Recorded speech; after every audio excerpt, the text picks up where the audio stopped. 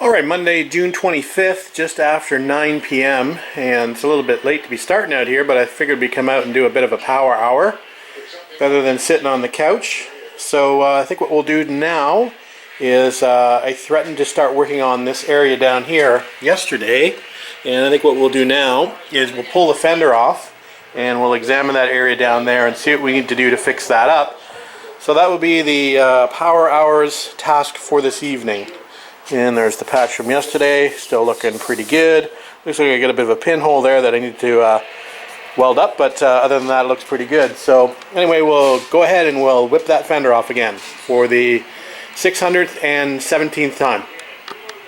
Okay, we've got the fender off the car and we're just giving it a good once over again after the wire brushing. So we've got a hole there to contend with, so I've just outlined there on black Sharpie where I'm going to cut out and repair. I've also noticed here on the body tub, you see this little black square here. If you look down on it, you can see how that line juts in and it leaves quite a space between the body tub and the fender. So I'm going to weld a piece of metal in there, probably just plug weld a piece of metal to take up that gap. So we're going to do that. Look at all the brazing there on the top of that door piece as well. What a mess. Anyway, the other area that we're going to concern ourselves with, let me just flip this fender around one-handed. So I've decided that what we're going to do is we're going to actually make this repair a little larger. This little area here is fairly thin. So what I'm going to do, you can actually see that pinhole there, and if I look on the inside of the fender, it looks fairly rusty here. So what I'm going to do is I'm just going to extend this cut to where I've got the box section there, and we'll repair that little area. And I found another little area down here when we were brushing out Bondo here. I found another little area suspect down here, so we'll cut out and put a small patch in there. So a few more repair areas to be done on this fender, but I think after that, how many times I've said that, I think after that we'll be able to start with our body work and see how good we can get this fender. I did notice, and you've probably noticed in the previous video, there's a pretty good dent in this fender along the top here that I'm going to try to hammer and dolly out.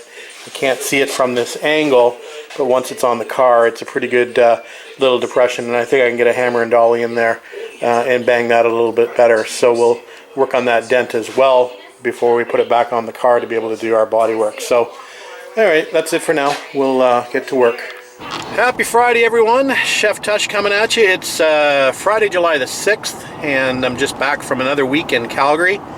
Was there over the entire long weekend, or it was a long weekend for us, last weekend being Canada Day on July 1st. Hopefully all my American viewers had a wonderful and safe July 4th. Anyway, we are heading up to storage to have a look at the TR4 today. Some of you might know that the TR4 is stored outside. We've run out of space for indoor storage at our current location, so the TR4 had to go outside under cover. Anyway, we're going to go and pull the seats out of the TR4 just in case any mice or vermin get into the car. We want the seats to be safe.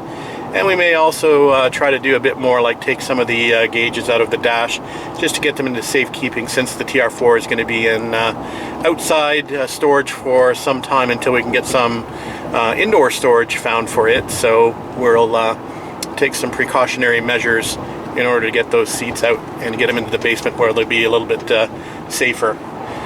Anyway, that's the task for today, and we'll take you along for the ride. We'll take a little video once we get up to storage, and once we get the TR4 uncovered. Looks like I should have brought the weed eater with me.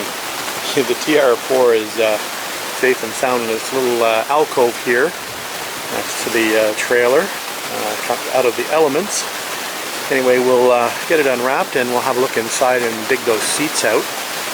Thank goodness it's not earlier in the week here where it was well over 35 degrees Celsius, and I think it was well over 40 with the humidity. Today is much cooler.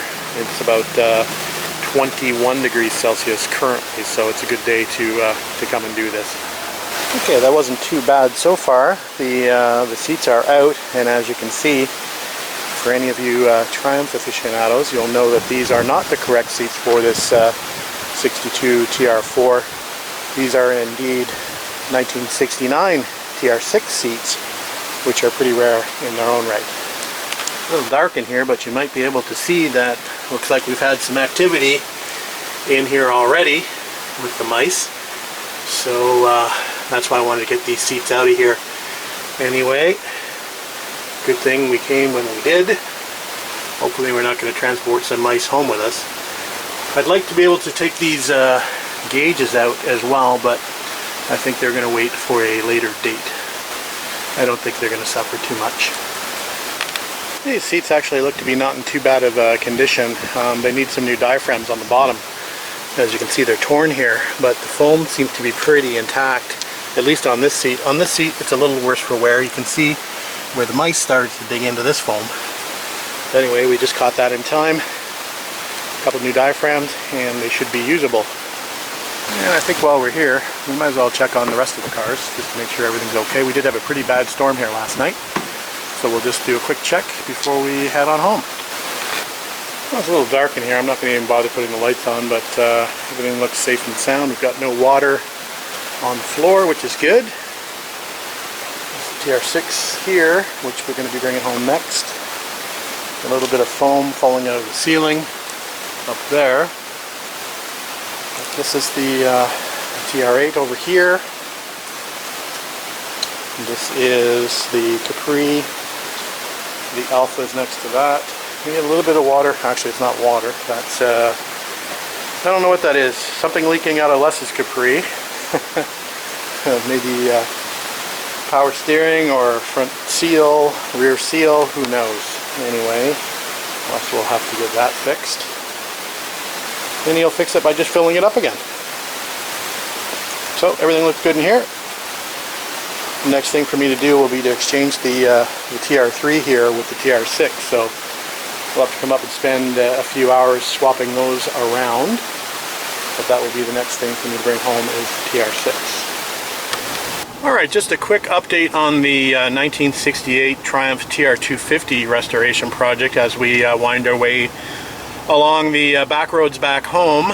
Anyway, as you know, I've been trying to get the car media blasted for the last little while, and for various reasons I haven't been able to do that. I've been traveling quite a bit for business and being away from home, and the weekends where it looked like it was going to work, it was raining, and of course the car was being transported on an open trailer.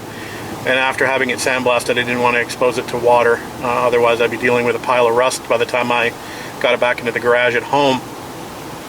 And the other is just the availability of the media blaster. He does other projects other than automotive media blasting. He actually does larger restorations projects like locomotives, aircraft. He actually does restorations on log homes. So he actually will sandblast log homes to bring the finish back. Long story short, I have an opportunity this afternoon, I think, at 4 o'clock. I'm going to call the media blaster. I've called him yesterday and he wanted me to call him back today. There may be an opportunity for me to get the car blasted this weekend, whether it's Saturday or Sunday, I'm not sure. So I've got to give him a call at 4 o'clock this afternoon, and hopefully we'll be able to get the car into media blasting. The weather looks good for the weekend, and it looks like I'll have a few days to be able to play around with the car once it does come back from media blasting. So fingers crossed that may happen this weekend. Okay, we're back from our little trip up to storage to retrieve those seats, and they're safely in the trailer for storage until we need them or need to get to them. And we're going to pick up now on where we left off. I think the last video I started taking on this Fender was last Friday or Saturday morning, I can't remember. I do remember that I wanted to replace this little area of metal here. You can see there's actually a hole right there, and it's pretty much all rusted behind here. There's also another little section I wanted to repair down at the bottom here where there's a hole here. So again, I've outlined in Sharpie. And I think there was one more section. Oh yeah, I remember where it is now. This little area down here where when we were taking the wire brush to get out all the old Bondo, you can see there's a hole in behind there as well. So we're going to be cutting out this little square and bending a new piece in there as well. So we'll break out the cutting wheel and we'll go to town and we'll start to repair this section up here first. Alright, here we go.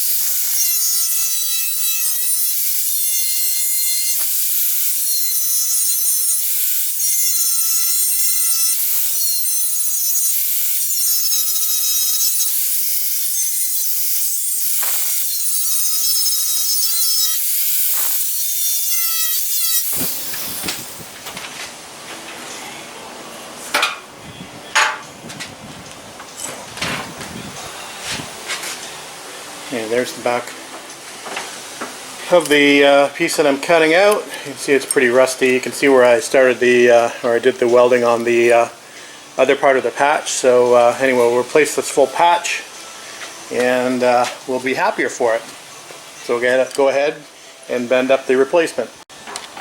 I figured I may as well go cut this little piece out too before we go ahead and make patches. So let's go ahead and do that.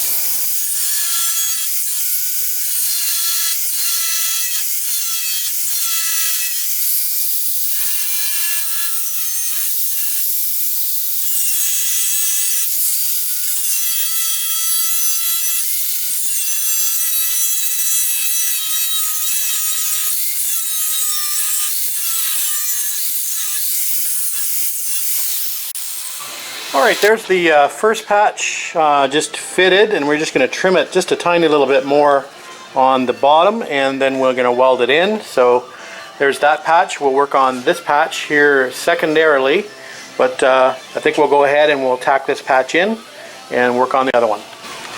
Alright, those two patches have now been welded in and ground down, and they look pretty good. They look better than what was in there.